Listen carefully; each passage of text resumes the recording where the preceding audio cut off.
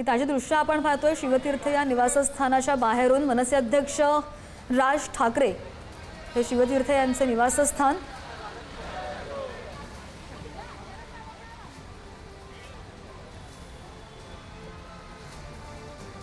आणि ही ताजी दृश्य आपण पाहतोय शिवतीर्थ या निवासस्थानाबाहेरून मनसेचे अनेक पदाधिकारी आणि कार्यकर्ते यावेळी उपस्थित आहेत।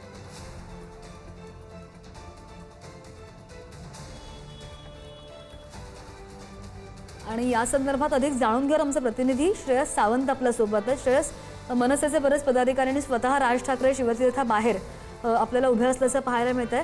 राज ठाकरेंकडून रुग्णवाहिकेचं उद्घाटन सध्या होत आहे। अर्थात आणि हा कार्यक्रम खरंच हाती घेतलेला आहे।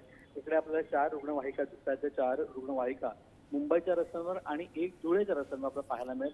मनसेकडून दरवेळी काही ना काहीतरी उपक्रम हाती घेतला जातो, त्याचा हाच एक उपक्रम आहे।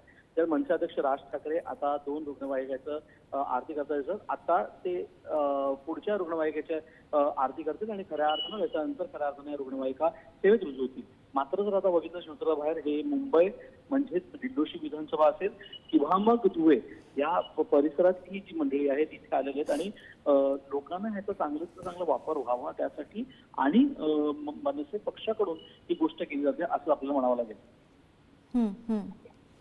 तर आपण पाहतो राज ठाकरेंकडून रुग्णवाहिकेचं उद्घाटन करण्यात येते आणि आमचे प्रतिनिधी श्रेयस सावंत यांनी जशी माहिती दिली, मनसे किंवा मनसेचे पदाधिकारी मनसेचे कार्यकर्ते नेहमीच कोणता ना कोणता नवनवीन उपक्रम राबवण्याच्या मार्गावर असतात, त्यांचा मानस असतो।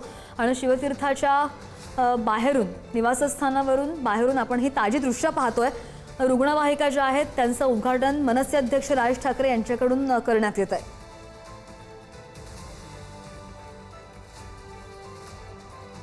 या ॲम्ब्युलन्सचं पूजन केलं जात आहे आणि त्यानंतर या ॲम्ब्युलन्स तिथले जे रहिवासी आहेत त्यांच्या सेवेमध्ये असेल।